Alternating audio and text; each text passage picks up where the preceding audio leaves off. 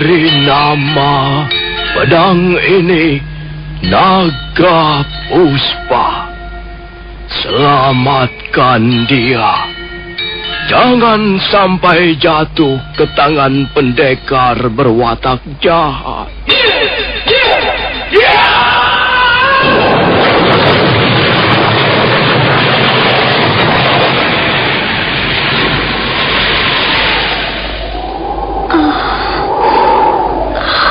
Kakang Kamandanu,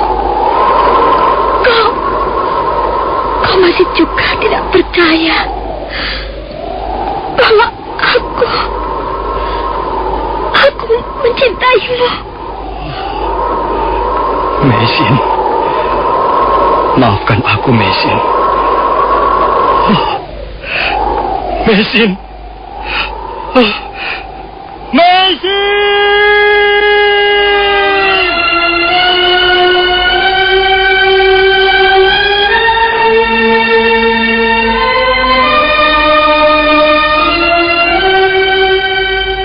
Tutur Tinula.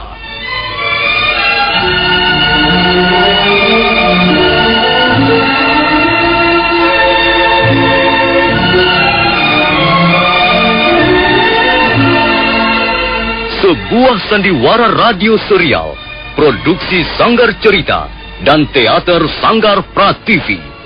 Sebuah kisah dengan latar belakang sejarah runtuhnya Singasari dan berdirinya Kerajaan Majapahit.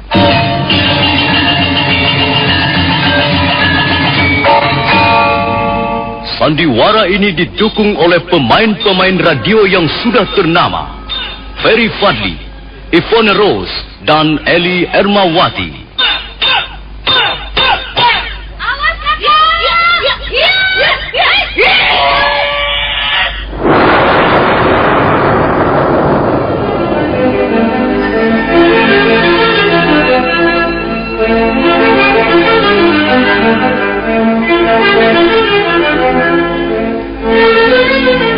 Cerita ini ditulis dan disusun oleh S. Tijau.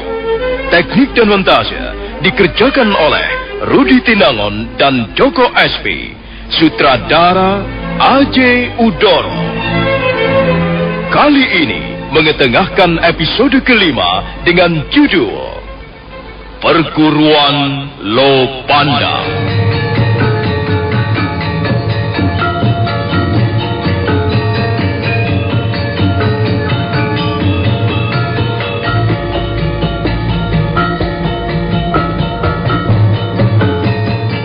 Dalam seri ke-141 ini, didukung oleh para pemain Mario Kulon sebagai Banyak Kapuk, Tata Ape sebagai Rana Dikara, Masono sebagai Rakawi Girang, Juni sebagai Linggapati, Yuli sebagai Werda Murti, Nusri sebagai Gagak Sali, Heri sebagai Murdaja, Bambang Jeker sebagai Kebo Mundarang, Narto Bantul sebagai Arda Raja, dan Asdi Suhastra pembawa cerita. Selamat menikmati.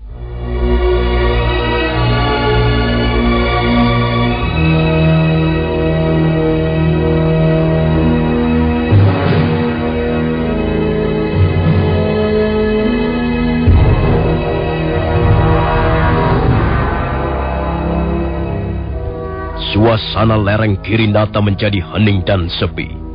Dinding-dinding karang yang menjulang tinggi menambah keheningan malam itu dengan kebisuannya. Cahaya obor minyak jarak yang terpanjang di beberapa tempat meliuk-liuk perlahan-lahan di belai angin yang menerobos masuk melalui celah-celah tebing. Rana Dikara melompat garang dan tangan kanannya menyambar cambuk rotan hitam. Gusti, biar hamba yang meneruskan hukuman ini. Anak hamba memang sudah sepantasnya dicambuk sampai mati. Oh, jangan, Paman. Dia nanti bisa benar-benar mati. Diam kau, Werda Murti. Linggapati pantas dihukum cambuk 100 kali. Dan kau baru saja mencambuknya sebanyak 19 kali. Nah, anak liar, anak setan. Akulah sekarang yang akan menghajarmu.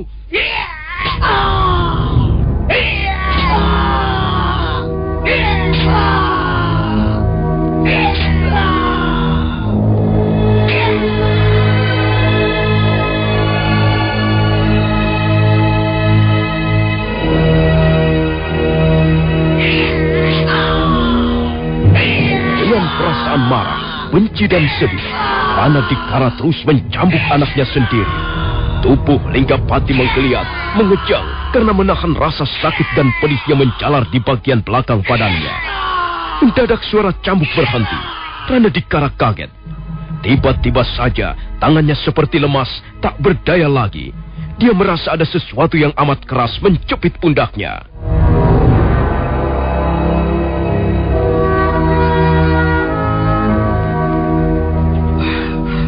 Gusti, mengapa? Mengapa? Ya, sudahlah, Ranadikara. Kau tidak perlu terus-menerus mencambuk anakmu sendiri. Benar yang dikatakan anak gadis itu. Linggapati bisa mati di tanganmu. Tapi anak hamba telah berbuat salah, Gusti. Dan hukuman sudah dijatuhkan. Biar saja anak hamba itu mampus. Cukup, Ranadikara. Lepaskan Linggapati.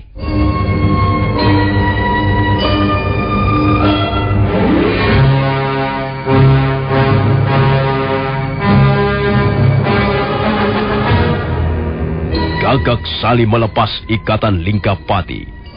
Tak ada seorang pun yang berani berkata-kata. Rakawi Girang dan Ranadikara menundukkan wajahnya. Banyak kapuk melangkah ke arah tonggak kayu dan memungut rotan hitam yang terletak di atasnya. Rakawi Girang, Ranadikara. Gusti, Kelihatannya kalian tidak puas. Oh, ampun Gusti. Hamba tidak mengerti apa sesungguhnya yang Gusti kehendaki. iya, benar Gusti. Hamba bertanya-tanya dalam hati, mengapa tiba-tiba Gusti membatalkan hukuman atas diri anak hamba? Aku tidak membatalkannya. Linggapati sudah dicambuk sebanyak 30 kali. Apakah itu belum cukup? Tapi bukankah seharusnya anak berandal itu dicambuk 100 kali? Apakah kau mau membunuh anakmu sendiri, Ranadikara? Kau sudah susah payah membesarkannya, dan sekarang kau mau membunuhnya. Tapi anak itu sudah melakukan kesalahan, Gusti. Dia pantas dihukum berat. Biar saja dia mampus karena perbuatannya yang ugal-ugalan itu. Tidak boleh sampai begitu, Ranadikara. Orang yang mempunyai kesalahan memang harus diberi hukuman. Hukuman ini penting, tapi pengertian, kesadaran yang ditumbuhkan dari hukuman itu jauh lebih penting. Dengar, harus dibedakan antara hukuman dan penyiksaan. Iya, Gusti. Hukuman mempunyai sasaran yang pasti. Ialah membuat si terhukum menjadi lebih dewasa dalam bersikap dan berpikir. Tapi penyiksaan lain lagi. Penyiksaan hanya sekedar melampiaskan rasa kesal dan dendam. Penyiksaan itu tidak manusiawi. Kalau kalian membenci prajurit-prajurit Kediri yang senang menyiksa orang, nah, mengapa kalian mau menirunya dengan mencambuk Linggapati sampai mati? Ampun, Gusti. Hamba baru sekarang ini menyadari bahwa menghukum orang lain dengan menyiksa orang. Iya, itu sudah jelas. Menyiksa cenderung untuk menyakiti sesama hidup. Sedang menghukum punya kecenderungan mencintai sesama hidup. Baiklah, kukira persoalan ini selesai. Atau anggap saja selesai sampai di sini. Linggapati. Ya Gusti. Apa kau menyesali perbuatanmu? Hamba sangat menyesalinya Gusti. Hamba berjanji. Cukup. Kau tidak perlu janji di hadapanku, juga di hadapan mereka. Berjanjilah pada dirimu sendiri. Yang penting kau menyesal. Kau tahu bahwa perbuatanmu merugikan orang lain, dan selanjutnya kau berjanji dalam hati untuk tidak mengulanginya lagi. Ya Gusti. Baiklah, kau boleh pulang, Linggapati. Dan kalian, aku bebaskan untuk berlatih malam ini. Besok kita mulai lagi. Kau, Rakawi Girang, dan kau, Ranadikara. Oh ya Gusti. Baik, Gusti. Aku mau bicara pada kalian berdua. Baik Gusti.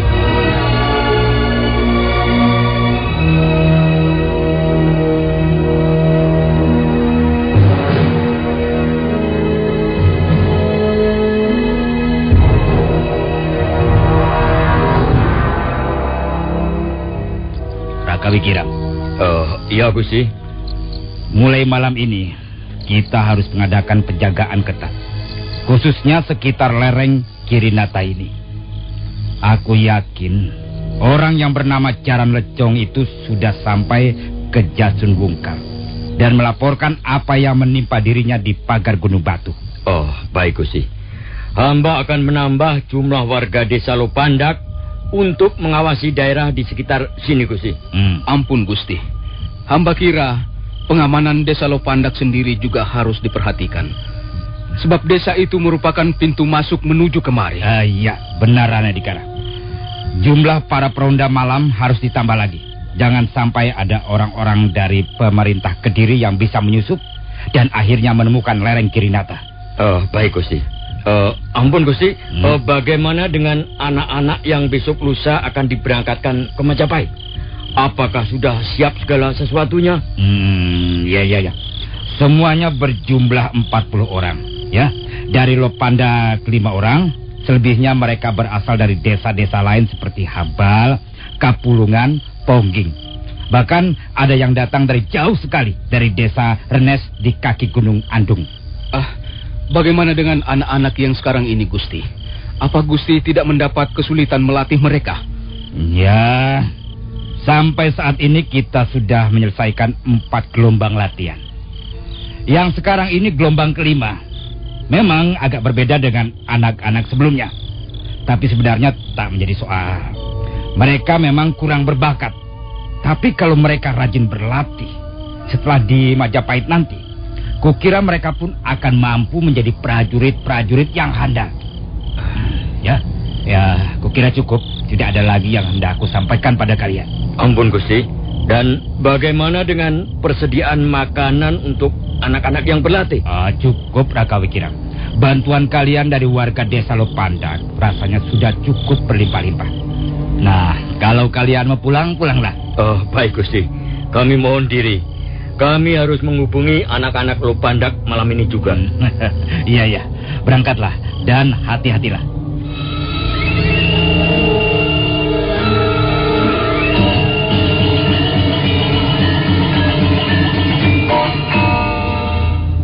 Raka Wikirang dan Ranadikara segera menuju kudanya yang ditampatkan di bawah pohon asam Jawa. Sebentar kemudian, mereka sudah meninggalkan lereng Kirinata menuju Lopandak yang terbaring di bawahnya.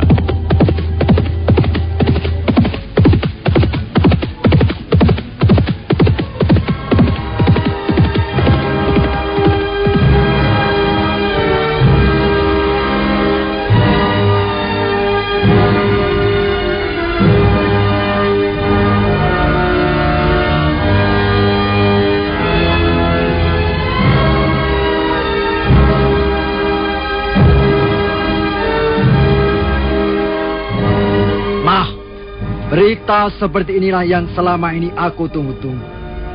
Akhirnya terbukti juga bahwa ada gerakan bawah tanah yang bisa dianggap membahayakan pemerintah Kediri.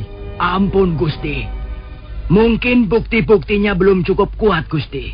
Bukti memang masih perlu diperkuat lagi, Paman Kebomundaran. Tapi setidak-tidaknya sekarang ini kita bukan lagi curiga membabi buta. Iya, benar, Gusti. Kalau ada warga desa berani menyerang prajurit-prajurit Kediri, seperti yang telah dilakukan warga Lopandak itu, jelas diperlukan pengusutan lebih jauh, Gusti. Di mana letak desa Lopandak, Paman? Di lereng Gunung Arjuno sebelah selatan, Gusti. Bagus. Sekarang begini saja, Paman. Iya, Gusti. Kau tahu, ada berapa ratus orang prajurit Kediri yang disiagakan di Jasun Wungkal sekarang ini? Semuanya ada 200 orang. Itu sudah termasuk prajurit yang menjaga dan mengamankan rumah Empu Bajil. 200 orang. Berapa prajurit kira-kira dibutuhkan untuk menyambut bersih di Lopandak, Pak? Ampun, Gusti. Apakah Gusti langsung ingin menyerbu ke desa Lopandak? Bukan maksudku mau langsung menyerbu. Tapi paling tidak kita harus bisa mengukur kemampuan lawan. Aku tidak mau ada sekumpulan warga desa yang berani berbuat kurang ajar pada pemerintah Kediri. Kalau memang diperlukan, ya, apa salahnya mereka disapu bersih? Ampun, Gusti. Hamba sudah menugaskan seorang telik sandi yang cukup handal. Menurut pendapat hamba, kita tunggu dulu hasil pekerjaan telik sandi itu. Nah, setelah jelas bahwa desa Lopandak terlibat dengan usaha-usaha gerakan bawah tanah, barulah kita mengerahkan bala tentara, Gusti. Baik. Usulmu cukup masuk akal, Paman Kebumundarang. Baik. Tapi kita tetap harus mempersiapkan bala tentara yang sewaktu-waktu bisa kita kerahkan untuk menumpas para perusuh. Apakah 500 orang prajurit cukup, Paman? Hamba kira cukup, Gusti. Dengan ditambah prajurit kita yang ada di Jasun Wungkal, berarti jumlahnya menjadi 700 orang, Gusti. Iya. Kukira Paman harus berangkat secepatnya ke Jasun Wungkal. Aku akan menyusul kemudian. Baik, Gusti.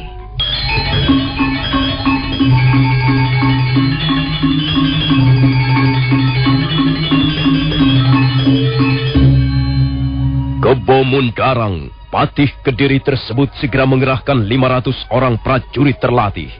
Arda Raja mengantarkan sampai ke Tugu Batas Kota Kediri. Gusti, bagaimana dengan Gusti Prabu Jayakatwang?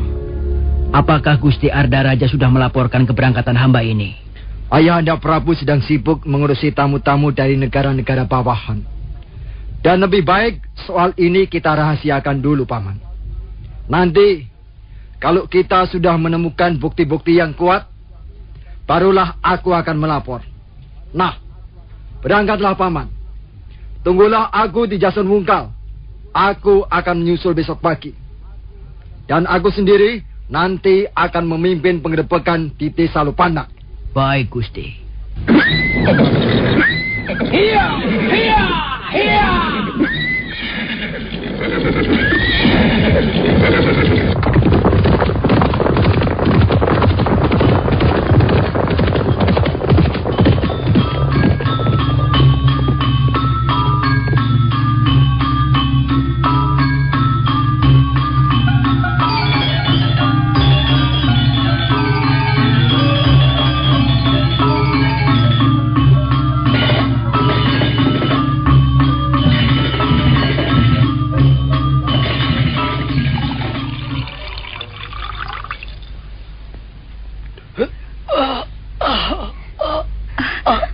Maaf, Kakang.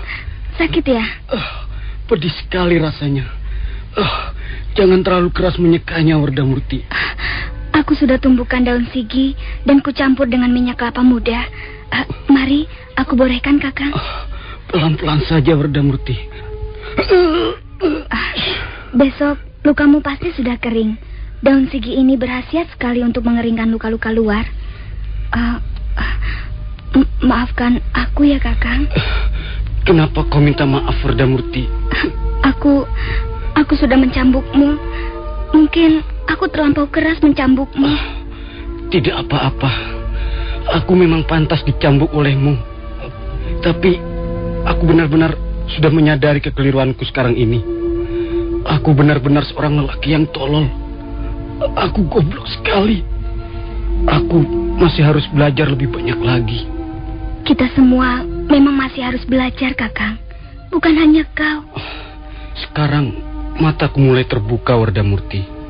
Aku tidak lagi tertutup dan hanya bisa melihat kepentinganku sendiri saja.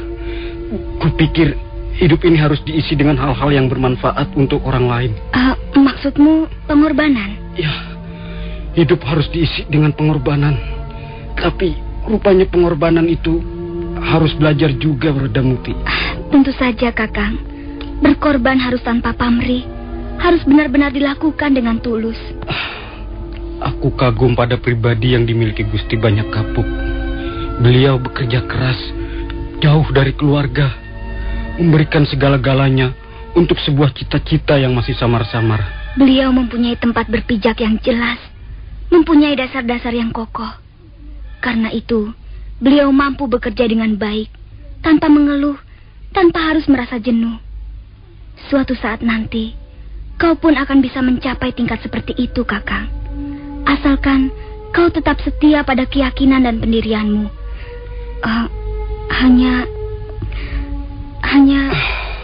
Hanya apa, Wardamurti? Hanya aku merasa khawatir, Kakang. Jangan-jangan setelah kau berhasil nanti, justru kau akan meninggalkan aku. Wardamurti, aku tak akan pernah meninggalkanmu. Setelah negara yang bernama Majapahit ini berdiri, aku akan bergegas ke rumahnya. Aku akan melamarmu, Wardamurti. Kakang Linggapati.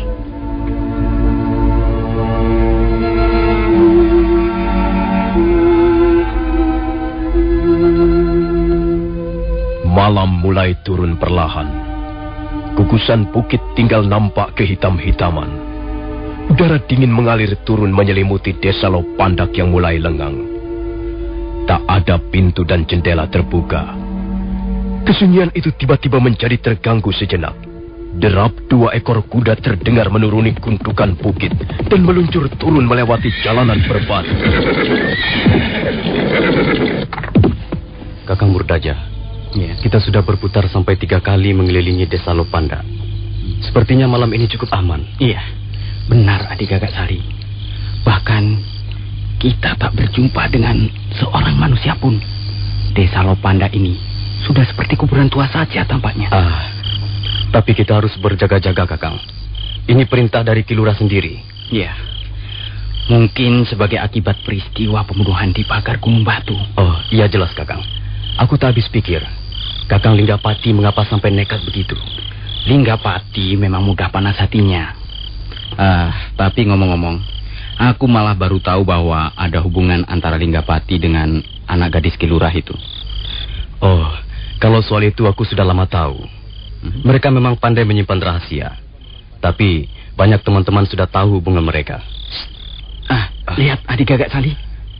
Iya, aku juga melihatnya, Kakang. Sepertinya ada seseorang manusia melangkah hati-hati di atas pematang itu. Ayo kita lihat siapa dia. Jangan-jangan orang yang bermaksud tidak baik.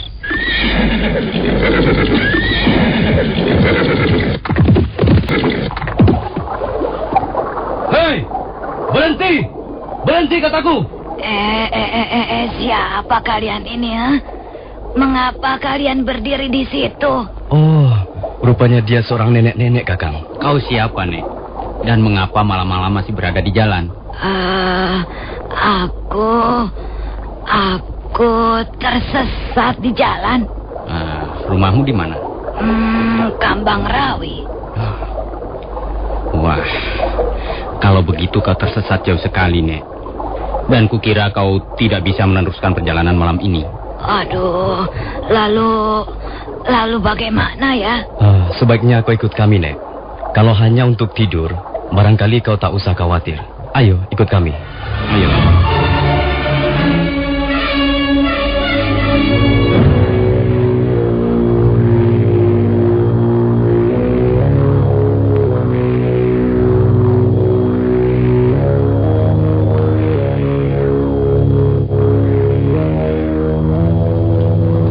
Gagak Sali dan Murdaja membawa nenek-nenek yang mereka temukan di tengah-tengah pematang. Bulan tanggal muda baru saja muncul dari celah-celah pohon ketika mereka tiba di gardu jaga. Gardu itu cukup rapat, terbuat dari batu-batu kali yang disusun rapi. Atapnya dari daun ilalang, diseling anyaman daun kelapa. Nah, kau bisa tidur di gardu jaga ini, Nek. Apa aku akan tidur sendiri di sini? Iya, tentu saja kau akan tidur sendiri, Nek. Oh, iya. Tapi kau tak usah khawatir. Sebentar lagi para petugas ronda akan mampir kemari, Nek. Aku mau tanya ya. Iya. Apa nama desa ini, anak muda? Oh, nama desa ini Lopandak, Nek. Iya. Kalau kau mau ke Kambang Rawi, masih separuh hari lagi berjalan dengan kaki, Nek. Oh, iya. Apa desa ini aman? Maksudnya tidak ada penjahat begitu? Ya, selama ini aman, Nek. Dan mudah-mudahan saja tetap aman. Sudahlah, Nek. Kau tidak usah takut. Dan nanti kami akan kemari lagi untuk menengokmu. Iya. Tidur saja dengan tenang ya, Nek, ya. Iya, baik. Terima kasih, anak-anak. Nampaknya gardu jaga ini cukup hangat untuk tidurku malam ini. Ya, lumayan. Tidak usah nyewa, bukan? Kau ini ada-ada saja, Nek. Gardu jaga ini bukan milik siapa-siapa. Dia milik masyarakat di sini. Kalau kau mau bayar sama siapa, Nek? Iya. Syukurlah kalau tidak bayar. Lagi pula, uang buat bayar juga tidak punya. Ya sudah. Pergilah kalian. Aku ngantuk dan lelah sekali. Aku mau tidur. Selamat tidur ya, Nek.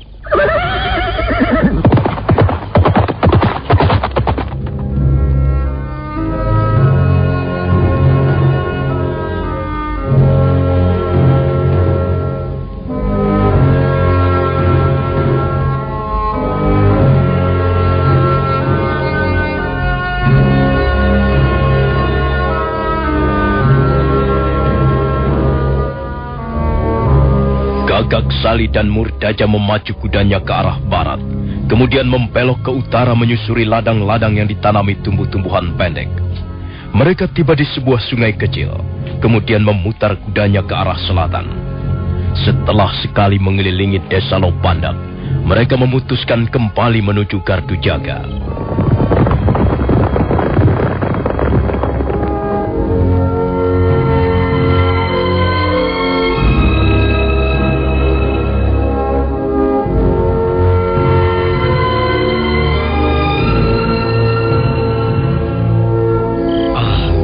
Sekali. Mungkin dia sudah tidur pulas. Sebenarnya agak mencurigakan juga. Ada nenek-nenek sampai kemalaman di tengah jalan. Mestinya dia bisa menginap di Wawaru atau Banyu Hening. Ya, mungkin saja dia sudah pikun. Sebentar, Kakang Murdaja. Iya.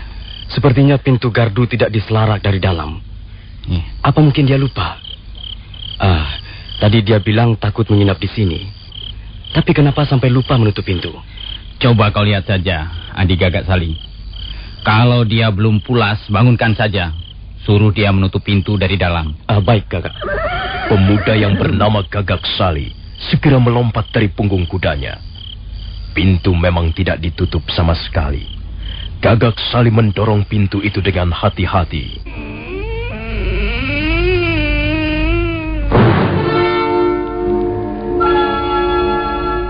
Wah, celaka. Dia tidak ada di dalam, Kakang. Kurang ajar. Ruangan gardu kosong. Tak ada siapa-siapa. Tak ada barang yang hilang. Ayo cepat. Kita laporkan saja pada Ki Lurah.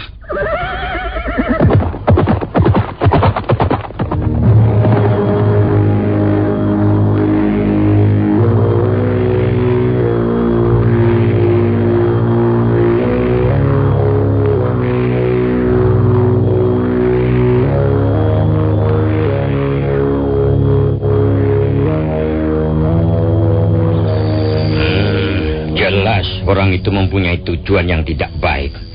Aku belum bisa menebak apa tujuannya datang ke Lopandak. Tapi aku tahu pasti bahwa dia bukan sekedar seorang nenek-nenek yang kemalaman di jalan. Mengapa kalian tidak membawanya saja ke rumahku?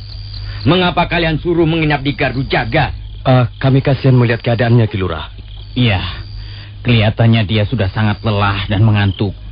Kami tidak sampai hati membawanya berjalan-jalan jauh. Karena itu kami mengambil keputusan untuk menempatkan di Gardu Jaga. Kalian terlalu sembrono. Lain kali kalian tidak boleh menerima sembarang orang di sini. Kalian harus membawanya kemari supaya aku bisa memeriksanya lebih cermat. Baik, Ki Lurah. Kami mengaku bersalah. Apakah sudah lama dia meninggalkan Gardu Jaga? Kami tidak tahu persis, Ki Lurah. Sebab waktu kami kembali sehabis mengelilingi Lopandak, dia sudah tidak ada lagi di Gardu Jaga, Ki Lurah. Baiklah. Sekarang begini. Kita harus mencari dan menemukan orang itu. Kau hubungi Rana Dikara dan beberapa orang pemuda yang berani dan sudah terlatih ilmu kanuraganya.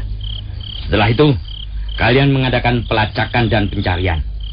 Sementara itu, aku akan ke lereng Girinata untuk menemui Gusti Banyak Kapuk. Aku yakin kehadiran nenek-nenek itu ada hubungannya dengan peristiwa pagar Gunung Batu.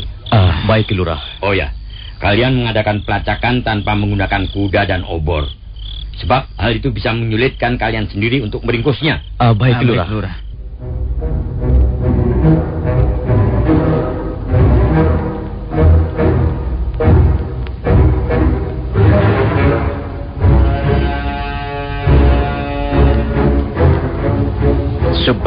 kemudian, di halaman rumah Rana Dikara sudah banyak pemuda desa berkumpul.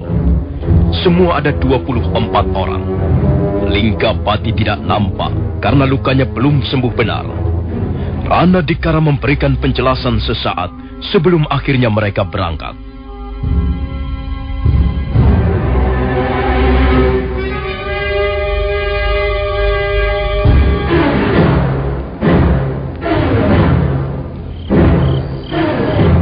Rasanya desa Lopandak sudah kita aduk-aduk malam ini. Semak belukar kita obrak-abrik. Sudut-sudut yang gelap kita periksa. Aneh sekali. Kemana orang itu perginya? Bagaimana pendapatmu, Gagak Salih? Saya yakin dia masih ada di desa Lopandak, Paman. Apakah benar dia seorang nenek-nenek? Iya, Paman. Benar. Kakang Mudaja juga melihatnya. Dia memang seorang nenek-nenek. Nafasnya saja kedengaran ngos-ngosan ketika kami bawa ke gardu jaga. Kalian kan belum melihat dengan jelas. Wajahnya juga wajah nenek-nenek, Paman. Rambutnya sebagian sudah putih dan punggungnya agak bongkok. Kalau memang dia nenek-nenek, bagaimana dia bisa pergi menghilang secepat itu? Ya, memang agak aneh, Paman. Mestinya kita sudah bisa menemukan dan menangkap orang itu. Hoi! Dia di sini! Dia ada di sini! Oh, itu dia, Paman. Itu dia. Cepat, kepung dia. Kepung! Ayo sana. Ayo. Dia lari ke utara. Ayo.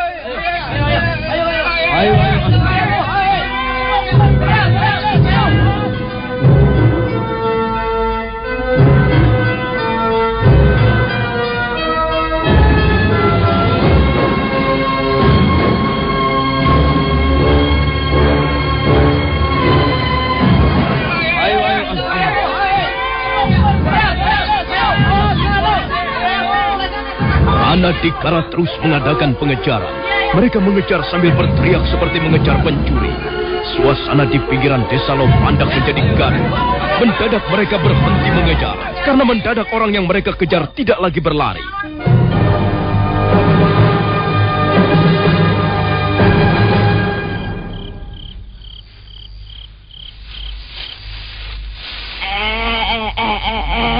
Kalian ini mau apa sebenarnya? Itu dia orangnya, Paman. Ya, memang dia orangnya. Kita sergap saja, Paman. Tunggu, tenang saja. Jangan ada yang melakukan kekerasan. Aku akan bicara dulu dengan orang ini. Siapa sebenarnya kau ini? Ya, aku seorang perempuan tua. Kau masuk desa Lopandak tanpa izin. 2 orang petugas jaga di desa ini telah membawamu ke gardu jaga. Tapi tiba-tiba saja kau pergi dan bukannya tidur. Maaf saja. Aku tidak bisa tidur. Mengapa tidak bisa tidur? Wah, di sana banyak nyamuk. Nyamuknya besar-besar. Aku tidak bisa tidur. Tapi kau tidak bisa pergi kemana-mana sesuka hatimu. Hei, kemana saja kau selama kami tinggal pergi? Aku jalan-jalan saja ke sana kemari. Lalu tiba-tiba ada orang-orang mengejar-ngejar aku. Lalu aku ya tentu saja lari terpirit-pirit. Aku kira kalian tadi sekumpulan rampok atau orang-orang jahat. Sekarang kau ikut kami. Aku mau dibawa kemana? Kau akan kami bawa ke rumah kepala desa. Kau tidak akan kami apa-apakan. Di sana kau hanya akan kami periksa. Aku tidak mau. Aku bukan pencuri. Aku tidak mencuri apa-apa. Gagak Salih dan kau Murdaja. Baik. Tangkap orang itu. Baik, Paman. Ayo, Nek. Kau harus kami bawa ke rumah kepala desa. Iya. Ayo.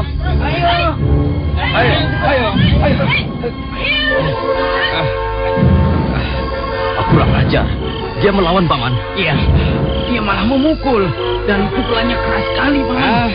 Orang ini pasti sengaja menyusup ke desa kita. Ayo, kita tangkap rame-rame. Ayo.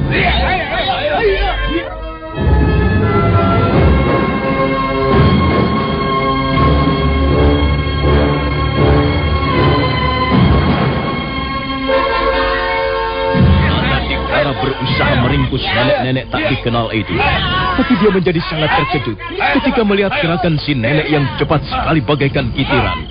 Jangankan menangkap, mau menyentuh saja rasanya sulit sekali. Dan si nenek sendiri nampaknya tenang-tenang saja. Walaupun lebih 20 orang mengepungnya dengan rapat, dia selalu bisa meloloskan diri dengan cerdik. Awas! Ayo, dia lari! Ayo, terus kejar! Jangan sampai lolos! Ayo, terus!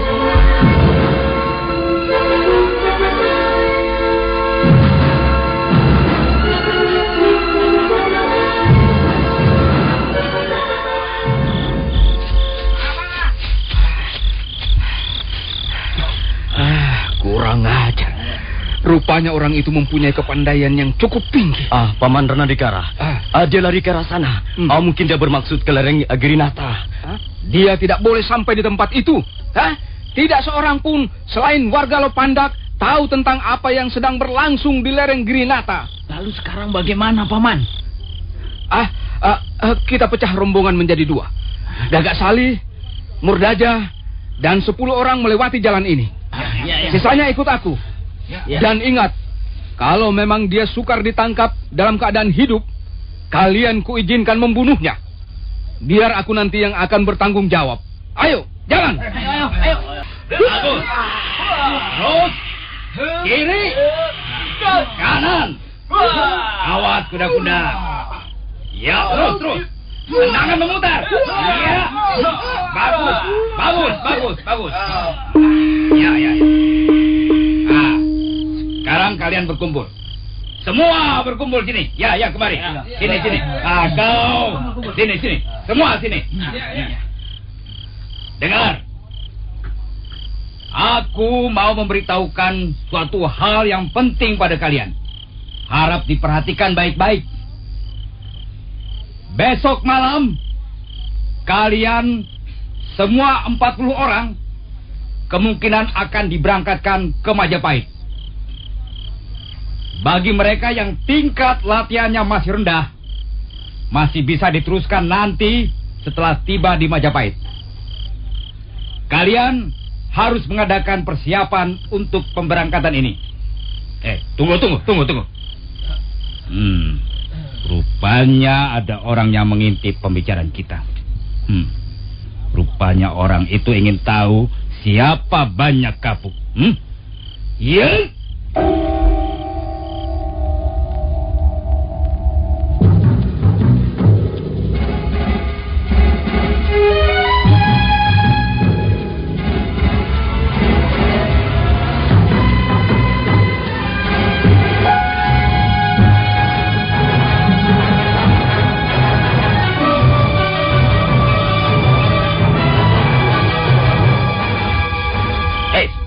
Siapa kau? Sampai kaget aku. Kau membuatku kaget saja. Aku bertanya siapa kau? Aduh, jangan keras-keras ngomongnya. Aku takut mendengar orang yang ngomongnya keras-keras begitu. Aku tahu. Kau sengaja menyembunyikan keterangan mengenai dirimu. Tapi siapapun kau orangnya, tentulah bukan bermaksud baik. Mengapa kau berani mengintip kami dari tempat ini? Aku mengintip. Kau menuduh orang sembarangan saja. Aku tidak mengintip. Aku sedang menikmati pemandangan dari celah-celah tebing ini. Lihat saja, pemandangan indah sekali dari sini. Bulan tanggal muda bersinar terang. Sudahlah. Kau tidak bisa menipu aku dengan cara semurah itu. Coba. Aku ingin melihat wajahmu yang sesungguhnya.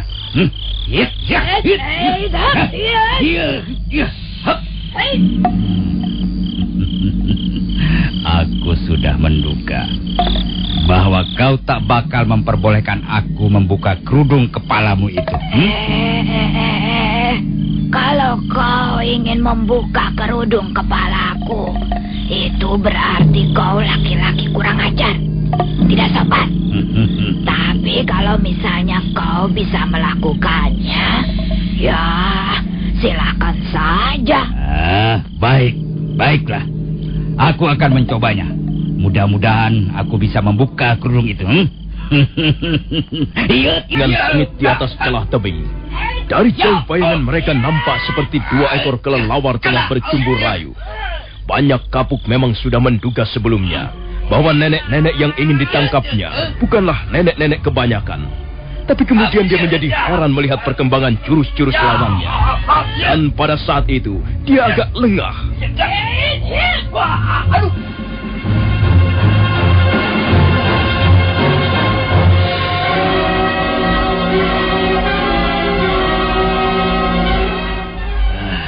Kurang ajar orang itu. Dia memukul lalu kabur.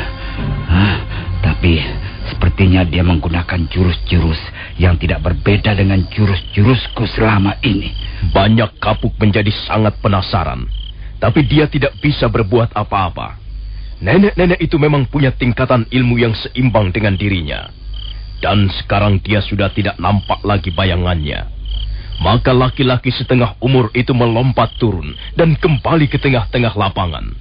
Ternyata di sana sudah menunggu lurah desa Lopandak, Rakawi Girang.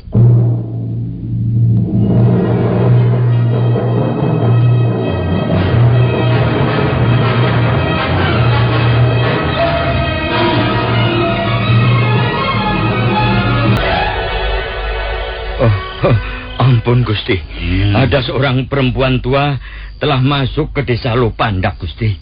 Orang itu mencurigakan sekali Gusti. Hamba menyuruh Rana Dikara dan pemuda-pemuda desa mencari dan menangkap perempuan tua itu. Hamba khawatir dia bisa menemukan lereng Girinata ini Gusti. Rakawi Girang. Iya Gusti. Aku sudah bertemu dengan perempuan tua itu.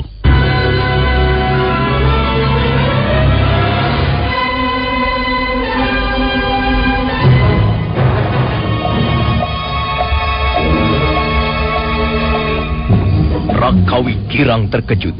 Dia menjadi serba salah. Tapi banyak kapuk kelihatannya tenang-tenang saja.